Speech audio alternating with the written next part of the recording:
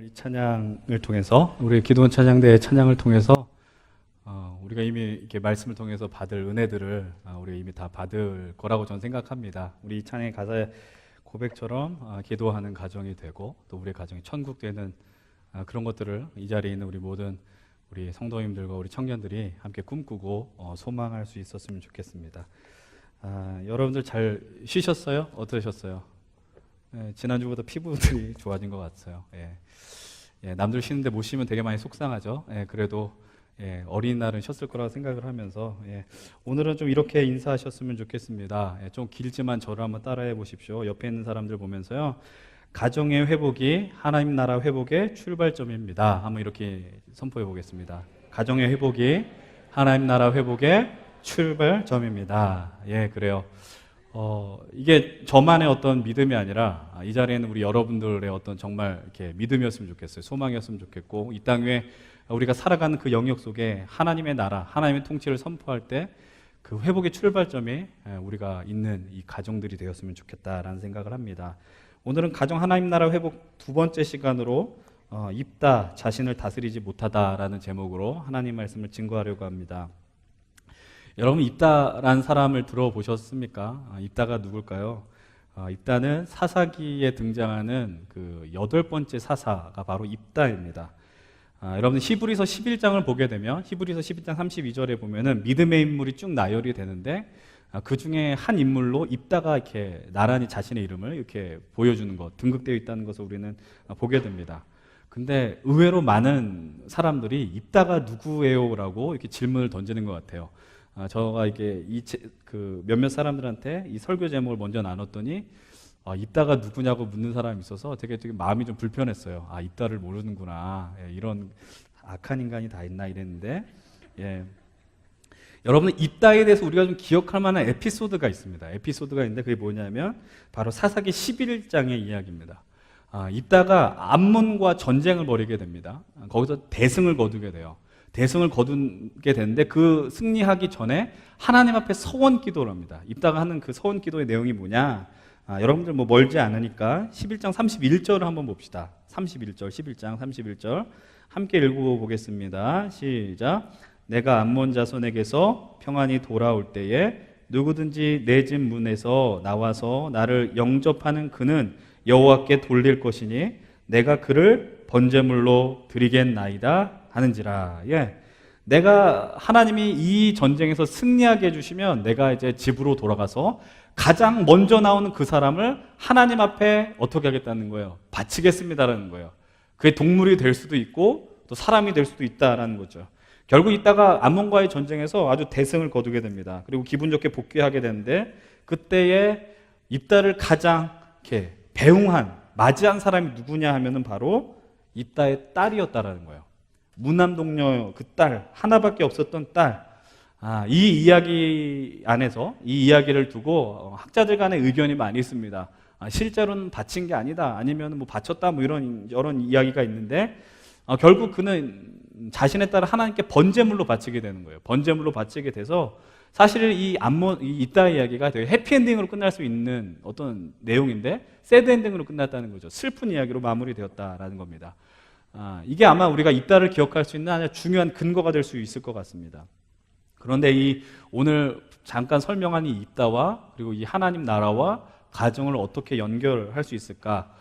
당연히 이 가정에 대한 얘기가 직접적으로 언급이 되진 않죠. 뭐 입다의 아버지가 어떻고 뭐 이런 얘기가 나오지 않지만 그러나 입다의 그 삶을 통해서 그 가정이 한 삶의 그러니까 한 인생의 인격을 어떻게 형성하는가 이것을 우리가 좀 말씀을 통해서 발견할 수 있어요. 어렵지 않게 유추할 수 있습니다.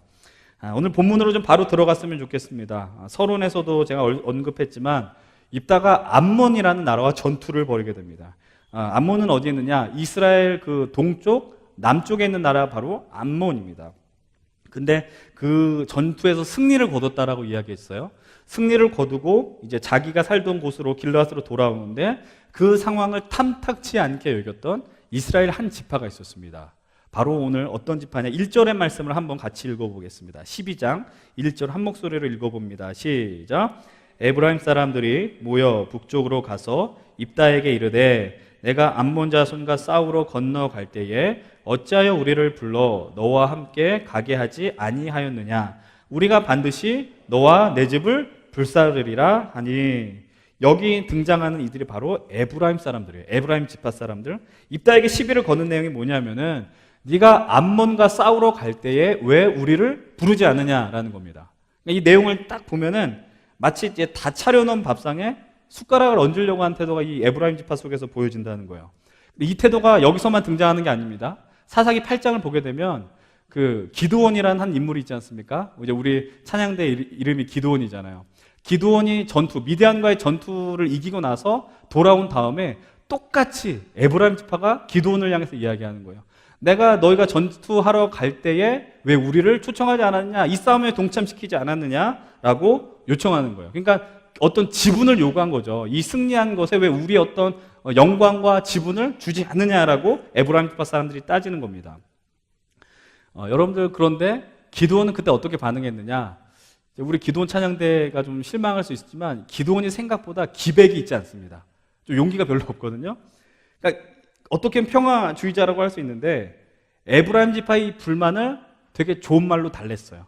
당신네가 우리보다 더 훌륭하지 않느냐. 이제 좀 약간 하얀 거짓말처럼 그렇게 이야기했다라는 겁니다.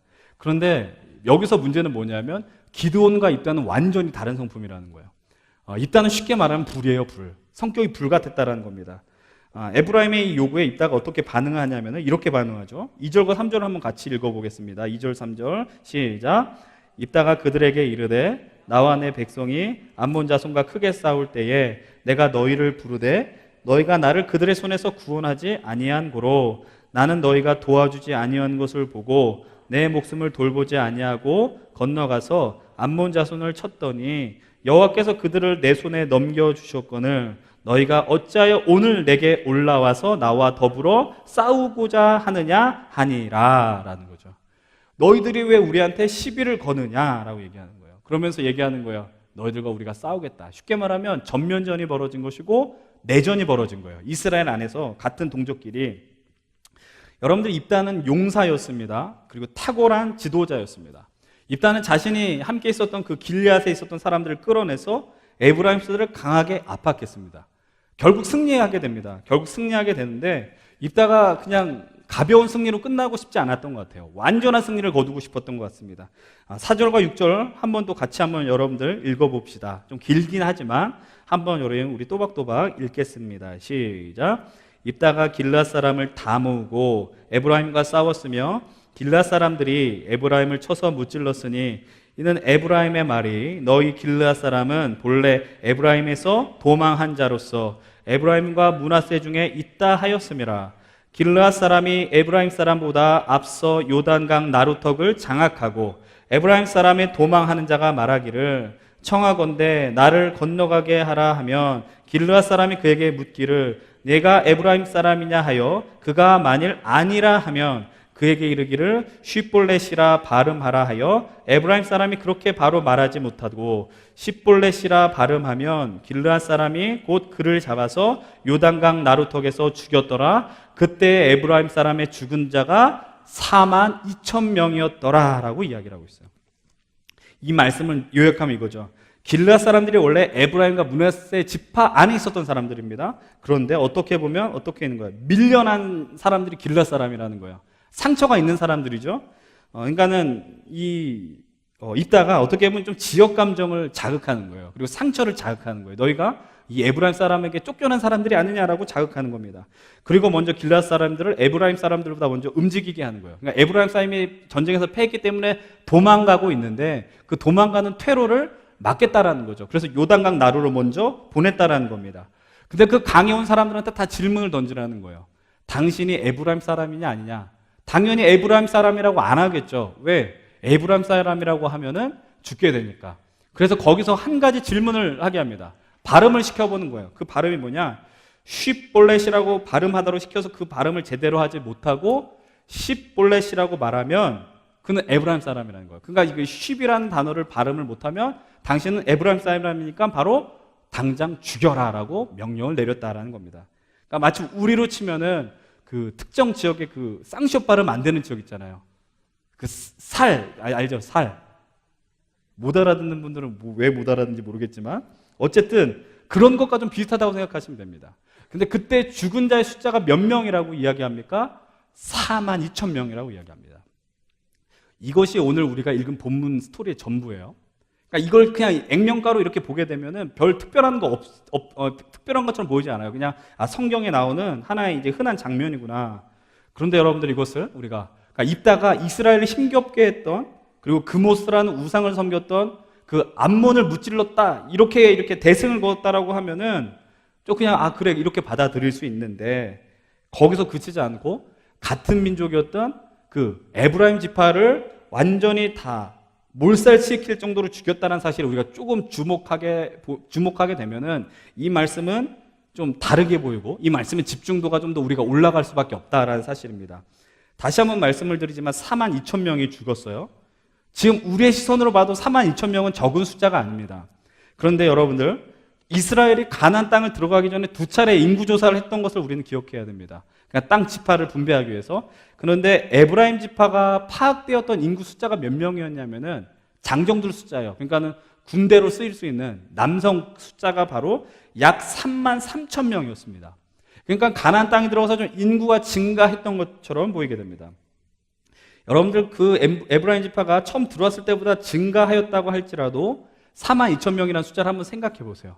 그러니까 이 말의 의미는 뭐냐면은 에브라임 지파의 남자 구실을 할 수 있는 어떤 노동력으로서 군사력으로서 수고할 수 있는 사람들이 거의 다 뭐 했다는 거예요? 전멸했다는 이야기가 되는 거예요.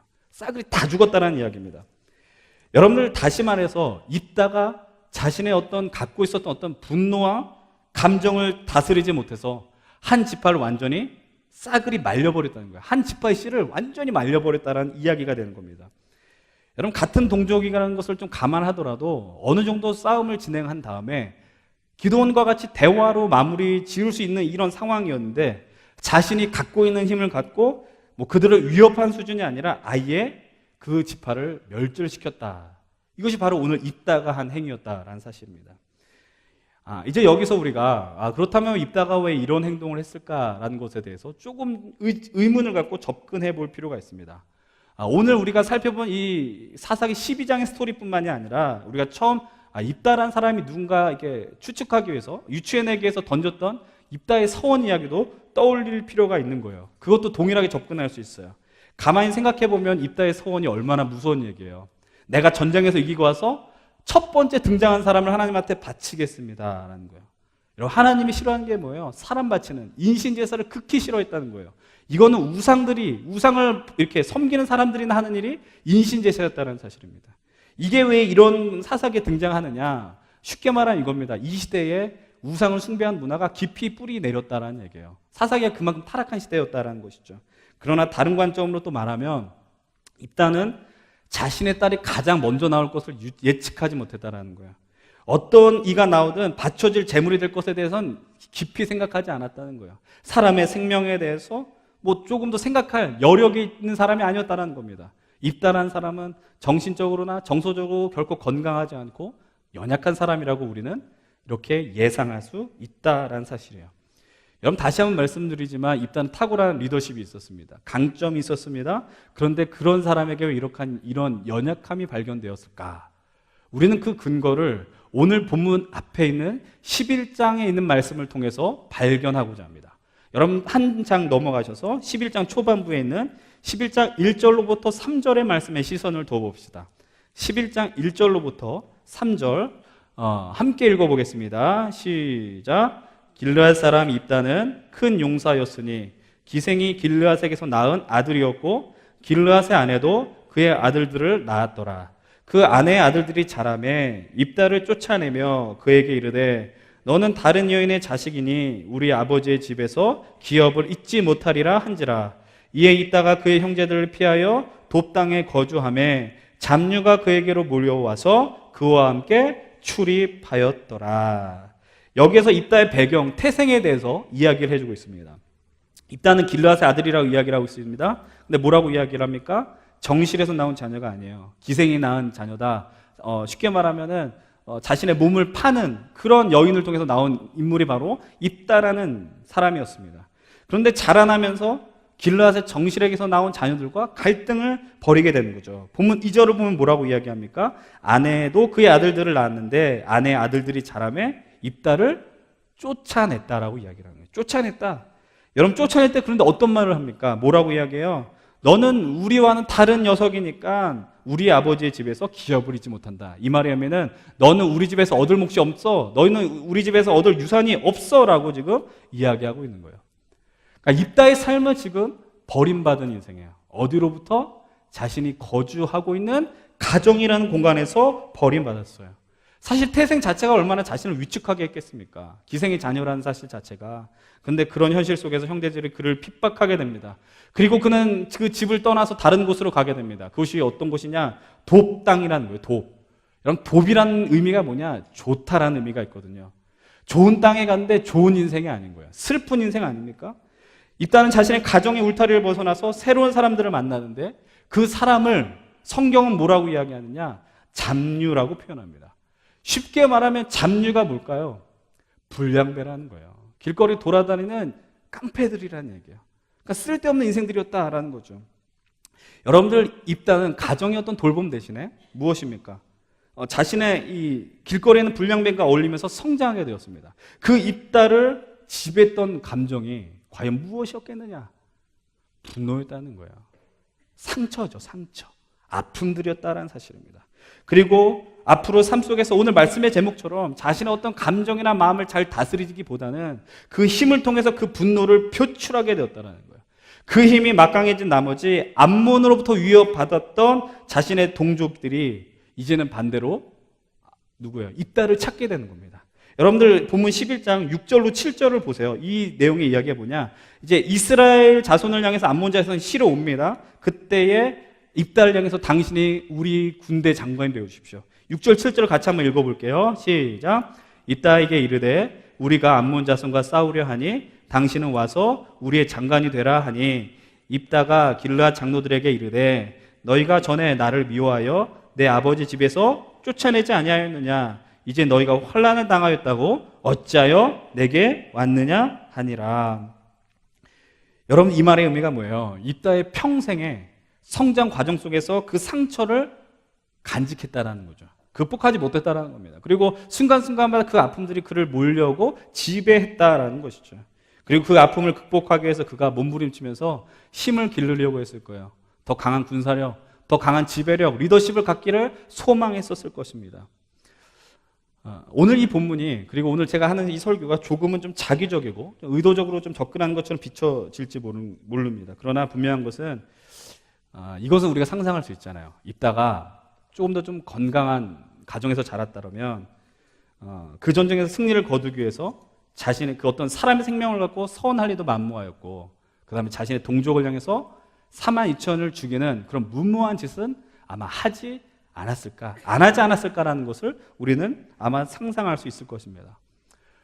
그렇다면 오늘 우리가 살아가고 있는 이 시대와 그리고 오늘 우리가 이번 달 다루는 이 가족이라는 주제와 그리고 입다가 과연 무슨 연관이 있을까? 그래서 이 말씀을 전하는 것일까? 여러분들 한번 생각해 봅시다. 우리가 살아가는 시대, 우리가 이제 텔레비전을 켜고 인터넷을 보고 또 뉴스를 펼칠 때 나오는 어떤 수많은 내용의 사건들, 뉴스들, 많은 사건의 근원, 원인들을 분석해 보면 거의 이 감정이죠. 분노라는 것입니다. 사람이 그 분노로 어떤 감정을 다스리지 못합니다. 사실 이런 분노는 오늘날 같이 어떤 인간적인 모습들이 사라지고 철저하게 기계화된 사회에서 드러나는 모습이기도 하죠. 우리가 운전할 때 옆차선에 끼어드는 것을 견디지 못하는 것.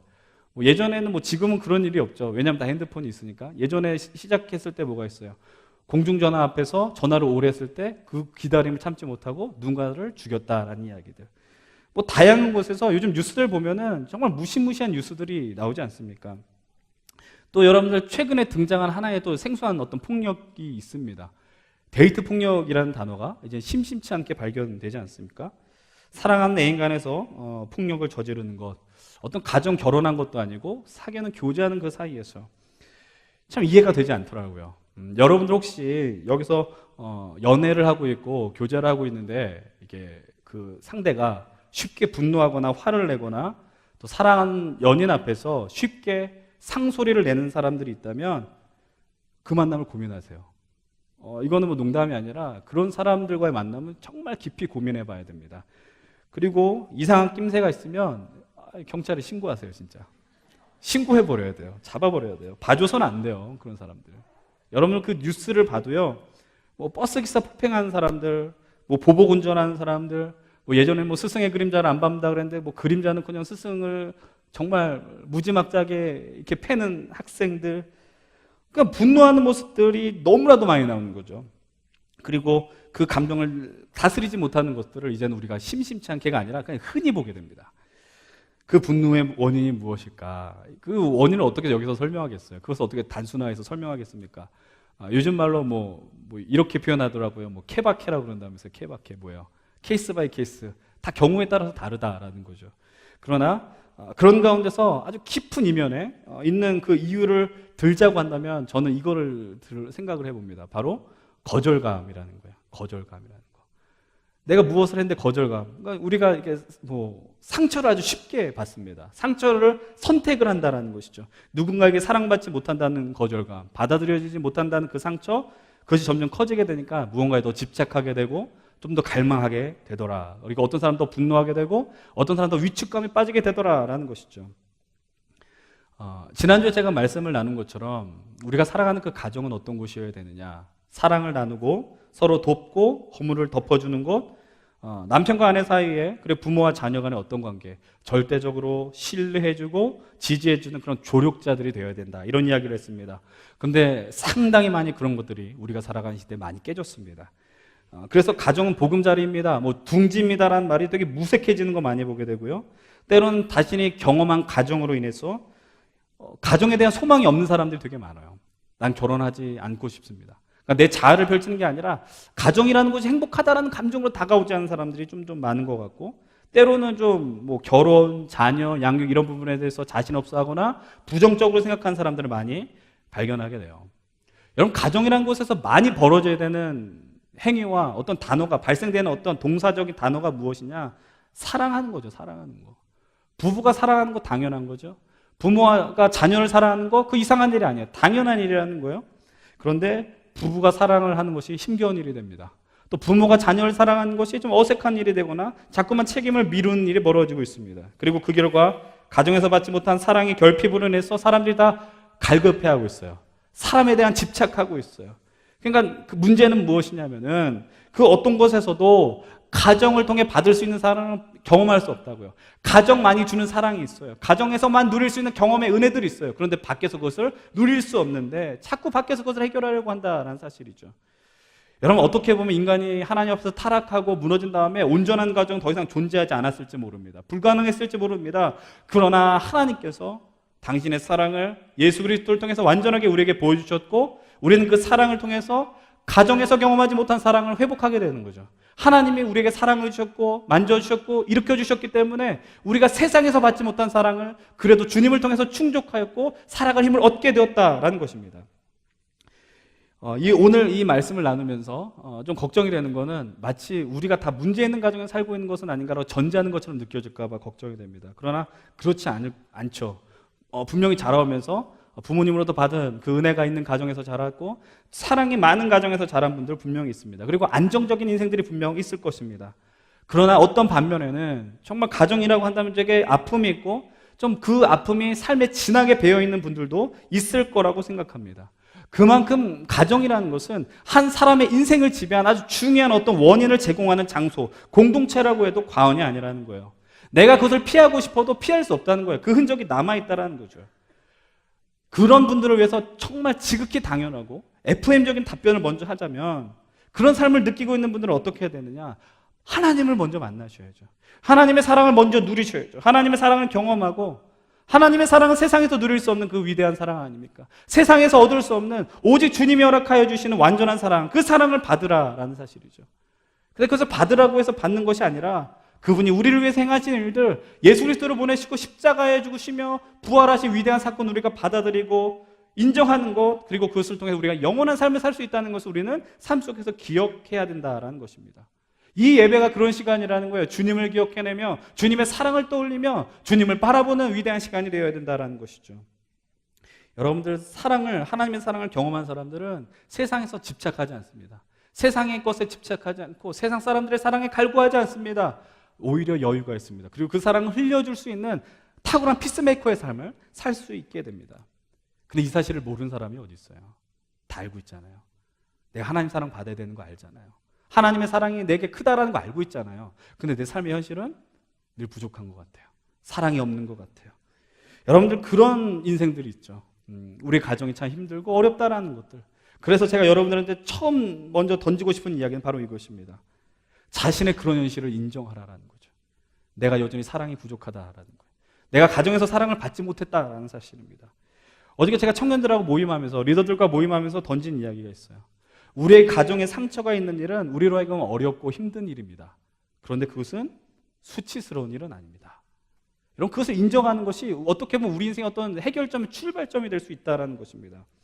여러분들 전 늘 이야기하는데 여러분들이 살아오면서 경험한 어떤 가정의 아픔, 심지어 막 담고 싶지 않은 가족들, 특별히 이곳에는 자녀의 위치에 있는 분들이 많기 때문에 오늘 좀 그렇게 말씀을 접근하게 될 거예요. 어버이 주림에도 불구하고 어버이 공경하라기보다는 당신들이 어떤 어버이가 되십시오. 좀 이렇게 접근할 텐데 분명 담고 싶지 않은 어떤 가정과 부모의 모습이 분명 존재할 것입니다. 그렇다면 여러분들 그때 여러분들이 앞으로 미래의 가정을 이룰 때에 그 모습을 기억하여 반면교사 삼으세요. 나는 그런 삶을 살지 않겠다. 나는 반대의 어떤 더 탁월한 더 행복한 가정을 꿈꾸겠다라는 것을 나가야 됩니다. 여러분 그 말의 의미는 우리가 지나쳐 그것들 가운데서도 배울 것이 있다라는 의미 아닙니까? 근데 이 부분 정말 의지가 필요한 부분이죠. 여러분 입다라고 해서 그 부분을 극복하지 않고 싶었을까요? 입다라고 해서 내가 분노하는 거, 내가 화를 내는 거 당연하다라고 그냥 여겼을까요? 어렸을 때부터 배다른 형제들에게 당한 분노, 서러움, 압박들, 근데 그것을 다스리지 못하니까 세상을 향해서 막 토해내기 시작했다라는 것이죠. 그리고 결국 자신의 딸을 번제물로 바치고 또 자신의 동족인 그 민족을 무지하게 죽이는 그런 결과를 낳게 되지 않습니까? 여러분 예전에 노래 가사, 노래라기보다 나레이션하는 그 음악의 가사, 이런 가사가 대목에 나와요. 그를 흉보던 그 모든 일들을 이제 내가 하고 있다. 스폰지에 잉크가 스며들듯 그의 모습을 닮아가는 나를 보며 이미 내가 어른들의 나이가 되었음을 느낀다라는 그 가사가 있습니다. 스폰지에 잉크가 스며드는 게 바로 우리가 가정으로도 배우는 거예요. 제가 이제 아들이 이제 초등학교 4학년이 되고 5살이 됐는데 아이가 커가면서 느끼는 게 뭐냐면 섬찟한 거예요. 섬찟하다는 게 애가 이상해져서 섬찟한 게 아니라 저의 모습이 있는 거예요. 저의 모습. 그러니까 이게 DNA가 이 눈, 코, 입만 비슷하게 닮는 게 아니라 어떤 행위들, 행동들 정말 신기하면서도 무섭죠. 왜? 내가 똑바로 살아야 되겠구나. 여러분 이게 뭐 남의 얘기가 아니라는 거예요. 여러분들 삶 속에서도 이거 아빠 이런 거 안 했으면 좋겠는데 어느 순간에 내가 다 그것을 하고 있다라는 것이죠. 여러분 그래서 우리가 좋은 가정의 기억을 갖는 게 참 중요합니다. 반대로 그렇지 못한 경험을 했다고 좌절할 필요 없어요. 대신 겸손하게 내가 그러지 못했다는 사실을 인정하면서 하나님의 은혜를 구해야 된다는 사실입니다. 특별히 남성들은, 우리 형제들은 좋은 아버지의 모델을 발견하셔야 되죠. 우리 자매님들은 좋은 어머니의 모델을 발견하셔야 되죠. 그리고 소망하시고 기도하셔야 합니다. 지난주에도 말씀드렸지만 또 반복돼서 얘기해요. 어떤 결혼식을 할 것이냐, 어떤 웨딩 드레스를 입을 것이냐, 그게 중요한 게 아니라니까요. 어떤 가정을 이룰 것인가, 어떠한 내 삶, 어떠한 내 자녀들, 그런 부모가 될 것인가, 이런 꿈을 한번 꿔봤으면 좋겠다는 겁니다. 오늘 우리 청년들 같은 경우는 이제 속으로 목장 모임 할 때 그 질문을 던져요. 당신이 생각하는 가정의 꿈이 무엇입니까? 당신이 생각하는 부모의 꿈이 무엇입니까? 생각보다 많이 그걸 생각하지 않고 결혼 생활을 시작한 사람들이 많이 있더라라는 것입니다. 여러분 혹시 내 주변에 모델이 없다면 TV라도 보세요. 프로그램이라도 보세요. 좋은 프로그램들이 많이 있어요. 좋은 가정들. 여러분 권상우라는 그 배우가 있습니다. 여러분 권상우 씨가 이게 유복자였다는 걸 아세요? 그러니까는 태어났을 때 아버지가 계시지 않았어요. 그러니까 아버지가 뱃속에 있을 때 돌아가셨는데 결혼하고 자녀를 낳는데 뭐라고 이야기하느냐? 좋은 아빠가 뭔지를 모르겠다는 거예요. 전 이게 참 정직한 접근이라고 생각합니다. 그래서 어떻게 했을까요? 되는 대로 살았느냐? 아니죠. 애썼다라는 거예요. 좋은 아빠가 무엇일까? 고민했다라는 것입니다. 근데 여기에 있는 우리들은 뭐예요? 적어도 하나님의 은혜와 사랑을 경험한 사람들이라면 권상우 씨보다 몇 배는 더 잘할 수 있어요. 몇백 배 더 잘할 수 있다는 겁니다. 여러분, 앞으로 믿음의 가정과 믿음의 부모의 삶을 살기 원하는 분들을 위해서 몇 가지 이야기라고 말씀을 마무리하려고 해요. 우선 성경에서 가장 많이 나오는 부모를 향한 메시지가 뭔지 아십니까? 부모들아, 너희 자녀들한테 사랑을 많이 줘라. 부모들아, 너희 자녀들한테 먹을 것을 많이 줘라. 이게 아니에요. 부모들아, 너희 자녀를 노엽게 하지 말라. 노엽게 하지 말라. 여러분, 저는 이 시대 속에서 이게 부모님을 이게 좀 끌어내리는 것 같은 멘트로 비춰질까 좀 조심스럽긴 하지만 이 시대의 아픈 그 원인 중에 하나는 무엇이냐? 부모들이 자녀들을 많이 노엽게 합니다. 왜 노엽게 하느냐? 상처가 있는 거예요. 어떤 부분에서 공부하는 것들에 대해서, 학업에 있어서 비교하는 것, 어떤 세상에서 막 어떤 가치들, 뭐라고 이야기해요? 너 이것만 하면 더 많은 것을 할 수 있어. 심지어 교회 안에서도 어떤 일이 벌어집니까? 너 중고등부 대신에 학원 가고 신앙생활은 청년부 가서 열심히 하면 돼. 여러분 다 아시잖아요. 중고등부를 안 한 사람이 청년부 생활을 어떻게 합니까? 절대로 할 수 없습니다. 여러분 기억하십시오. 여러분들이 부모로부터 경험한 어떤 노했던 경험들을 자녀들에게 그대로 물려주지 마십시오. 이게 여러분 사는 중요한 지혜가 되는 것입니다. 여러분들 혹시 이 자리에서 부모님들이 날 그렇게 대한 것이 그래 세상을 살기 위한 어쩔 수 없는 필요 충분 조건이다. 그래서 힘들지만 견뎌야 된다라고 하는 분들이 있습니까? 근데 그래서 아픈 사람들이 많아요. 저는 그래서 요즘 보면은 애들이 멀쩡하게 생겼는데 농담이 아닙니다. 정신적으로 문제가 있거나 아픈 사람들이 많아요. 정신적으로 문제 있다는 게 뭐 어떤 명백한 부분이 아니라 그냥 아픈 거예요. 관계할 수 없고 사람들과 어울리지 못한 사람들이 많이 있다는 것이죠. 이 이야기를 앞으로 가정을 이룰 분들은 조금 심각하게 받아들이셔야 돼요. 하나님이 원하시는 가정이 아니라 내가 이루지 못한 걸 내 자녀에게 투영시켜서 만들려고 할 때 이미 내 자녀들은 무너지게 된다라는 사실입니다. 여러분, 그런데 그런 가운데서 그래 우리에게 선한 영향력을 주지 못한 가정과 부모가 있다고 내가 평생토록 이렇게 아파야 되느냐, 어쩔 수 없느냐, 그렇지 않죠. 여러분, 오늘 우리가 어버이 주일을 보내고 있어요. 그렇죠? 어버이 주일. 여러분, 어버이 주일 말씀 날이 되면은 우리들이 가장 많이 발견하는 그 말씀이 뭐냐? 무엇이냐? 자녀들 향해서, 부모를 향해서 많이 나온 거는 노엽게 하지 말아라. 자녀들 향해서 던지는 말씀은 뭐예요? 부모를 공경하라라는 거예요. 내 부모를 공경하고 순종하라라는 것입니다. 여러분은 그런데 공경과 순종이라는 단어가 거부감이 다가온 사람들이 있죠. 내가 저분을 어떻게 저분의 말씀을 순종할 수 있을까? 내가 저분한테 어떻게 공경할 수 있을까? 그리고 여러분들 가정의 아픔과 상처가 깊은 사람은 뭐라고 이야기합니까? 하나님을 아버지라고 부르는 게 겁난다는 거예요. 부를 수 없다는 거예요. 왜냐하면 아버지에 대한 안 좋은 기억이 인생을 지배하고 있기 때문에. 여러분들 그런 인생 속에서 반드시 하십시오라고 강요하진 않지만 그러나 이 말씀에 대한 좀 풀어주는 이야기를 다른 목사님의 책의 내용을 빌어서 여러분들한테 좀 설명하려고 합니다. 그 100주년 기념교회를 담임하시는 이재철 목사님의 그 새신자반에 나오는 그 책의 이야기인데요. 그분의 이제 언급이에요. 아무리 부모일지라도 완벽한 이는 없다라는 것이죠. 그리고 허물로만 가득한 분도 없을 것이다라는 거예요. 그래서 그분은 이렇게 말씀하십니다. 우리의 부모님은 천사도 아니고 성자도 아니고 그냥 인간이었을 뿐이다라는 거예요. 부모와 자식은 그런데 남들보다 오랜 세월 같이 하기 때문에 남들이 주지 않는 상처를 경험하게 된다. 이런 얘기를 하시죠. 그래서 그분은 오히려 이 말씀에 주목합니다. 그래서 하나님께서 우리의 사정을 알기 때문에 부모님을 무조건 사랑하라거나 존경하라고 이야기하지 않았다는 거예요. 그래서 이 공경하라는 메시지 안에 하나님의 배려가 담겨 있다라는 것입니다. 그렇다면 그대 부모를 공경할 것을 명령하는 이유가 무엇이냐? 우리가 긴 시간이 아니기 때문에 짧게만 몇 가지 이야기하자면 첫 번째는 이렇게 이야기를 하죠. 우리의 생명이 부모로부터 왔기 때문이다라는 거예요.